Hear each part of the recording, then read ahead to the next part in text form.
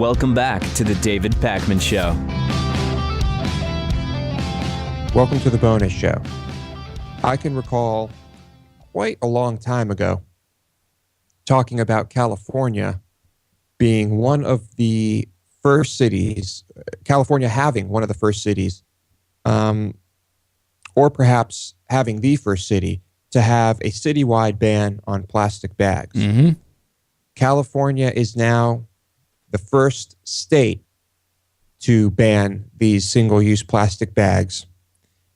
And, of course, it is going to take a little while for this to take effect. But Governor Jerry Brown signed this into law, banning single-use plastic bags at grocery and convenience stores. And a national coalition of plastic bag manufacturers immediately said it would seek a voter referendum to repeal the law. Hopefully that fails.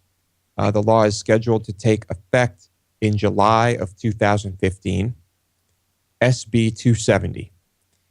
And these bags will be phased out of the large stores and supermarkets, and then, convenience stores and pharmacies in 2016. It does not apply to bags used for fruits or vegetables or meats. Yeah, typically that's the case, because I know that Whole Foods has basically gotten rid of plastic bags, except they still have plastic bags that you can put your produce in, for example. Mm-hmm. As far as those bags go, it's easier to make small bags like that are decomposable. Of course, it's more expensive, but I would imagine a company like Whole Foods would be interested in that. Yeah. I use small trash bags that are decomposable, or at least claim to be. But they are manufactured by one of the bigger companies that make the normal plastic bags. Yeah, the plastic bag thing is just insane. And there's a lot of places in New York City, like here, everything is like set up in to-go culture, where like you can basically go anywhere and get anything to go, anything delivered, any hour of day that you want, whatever cuisine delivered, you can get it. And with this comes tons and tons of packaging. So, even if you go to like the local deli, if you were to get a bagel and a bottled water, for example, right? They would put the bagel in a paper bag, and inside of that give you a straw, which has more paper and plastic. Even though you got a bottled water, most people don't drink that with a straw. They would put a straw in there and a handful of napkins. And if, depending on whether it's raining or not or what you ask for, they would put that paper bag inside of a plastic bag that has carry handles, because the little paper bag doesn't have the carry handles. And to me, that's just such an insane amount of packaging for a bagel and a bottled water, the bottled water already coming prepackaged. There is a plastic bag ban here in Austin. And like you said, still, I can go to certain places and get takeout, and the food will come in a plastic container inside of a plastic bag with plastic silverware. It also comes in a little plastic wrapper. Some places are good about it, though. Some places will give you a paper bag, and the containers will be paper as well. There's actually a service here called Seamless for delivery. And even though a lot of Chinese places are exactly what you describe, each item is in styrofoam, and then there's plastic bags with utensils in them, and then there's like pieces of cardboard between the different dishes in the bag so that they don't affect each other in some way. But there's a delivery service called Seamless or Pickup. You go online, you type in what you want from whatever restaurant, and it shows you which restaurants are eco-friendly, meaning that they're using only biodegradable packaging, and you can actually opt for no utensils and no extras whatsoever, and it tells you which ones they are. So at least an effort's being made. That is a good thing. An former advisor to Vladimir Putin, just spoke at a conference in Lithuania and has basically said that Putin has been planning a war since at least 2003. Now, maybe this advisor has a bone to pick or is exaggerating, but maybe not. He claims that this war has been in the works in Putin's mind for a long time, and that the invasion of Crimea is the first step in that. And that Putin wants to take over many of the countries that he claims are Russian land, And those countries include Poland, for one, and I believe Lithuania. And that's kind of scary stuff. And it's quite an accusation. But knowing how Putin acts and recent events, would you say that this is probably true? I would not doubt that it might be something that he at one point said would be a nice thing. Whether it's something that's going to be translated into actual action at any time soon, I don't know. Obviously, Putin's not stupid. He's bold, he's brash, he's pompous and arrogant, but he's not stupid. And it seems that he would know that if he starts really moving on trying to take over Poland, that's not going to go well. Andrei Ilarionov, I'm not sure how to say that name, is the advisor. And he referenced a 2008 article from Russian Journal that outlined a plan for Russia to attack Crimea, moving west until Kiev was captured.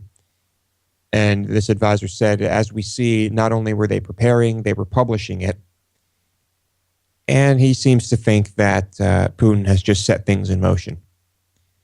So something we'll need to keep our eyes on. It's something we don't hear a lot about in the news anymore. ISIS seems to have captured everyone's attention, and this has kind of been kicked to the side. But I still think that it is worth covering, worth discussing. And, to be honest, I'm not really even sure what's happening in that area right now. I imagine tensions are still high. Oh, yeah, no question.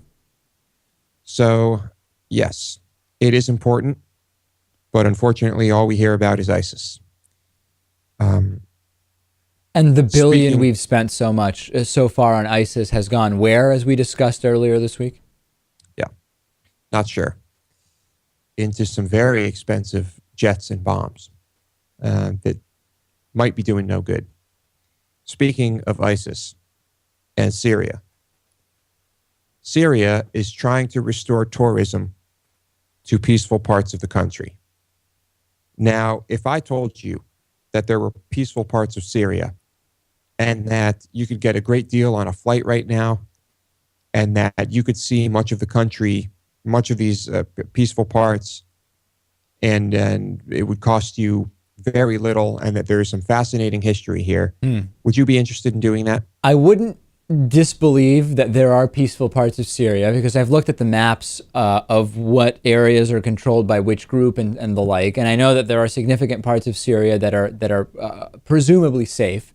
But no, I wouldn't take the risk that something happens in the wrong spot, or that the safe areas change while between the time that my trip is scheduled and when it happens. So no, I believe everything that you've said, but I would not at this point go on vacation to Syria. Nor would I. They claim that domestic tourism has grown 300% this year. I find that hard to believe, but I guess why would they lie about it? But the foreign tourism part is far more interesting. Foreign tourism made up 14% of their GDP in 2010. I would say that's pretty substantial. Yeah. I mean, that's a lot of tourism. But in 2010, the situation was different than it is now.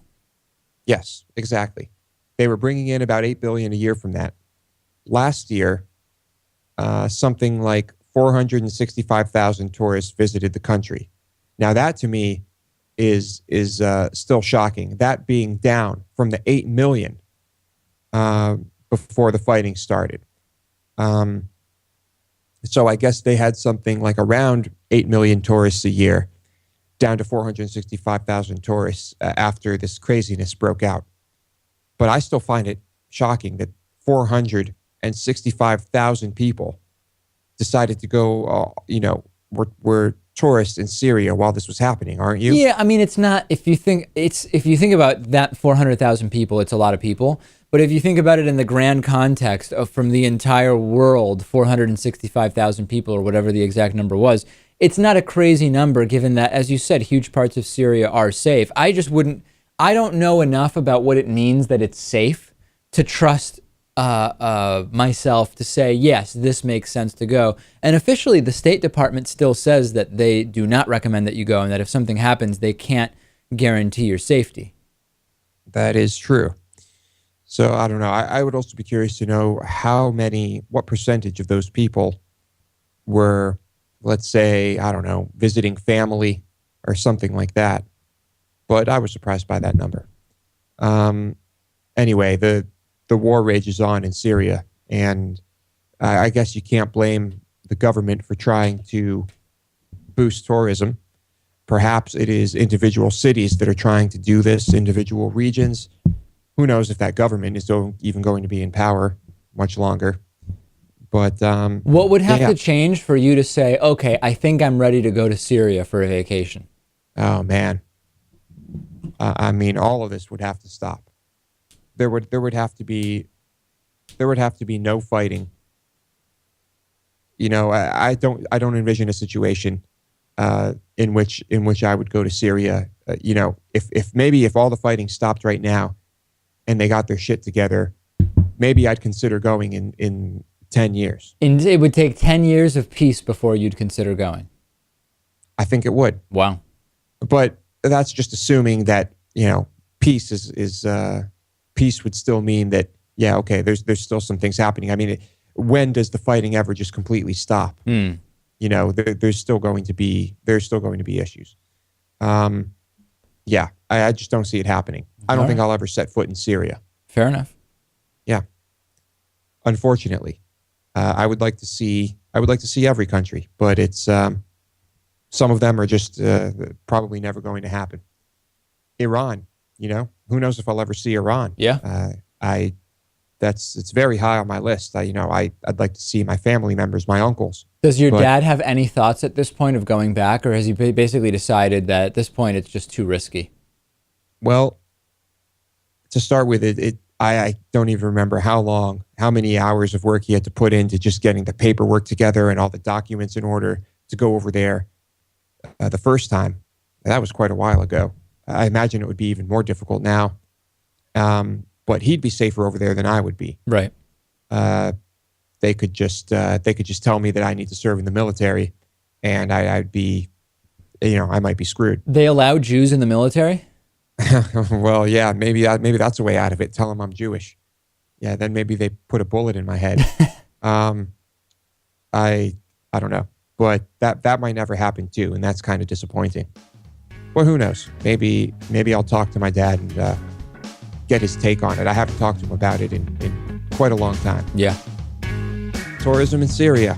If you're feeling like some excitement, I hear it's quite a place.